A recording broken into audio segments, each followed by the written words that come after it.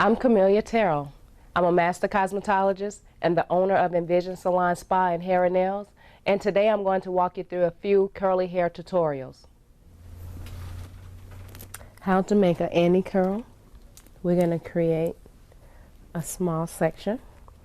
I use maybe a 2-inch parting. I will spray the hair lightly mist the hair strand. I take my iron. I use either titanium iron or a ceramic iron and hold that iron at a 45-degree angle while pulling up from the root of the scalp, and I'm moving towards my body, and at the same time I'm actually bending my wrist. Now you have an Annie curl.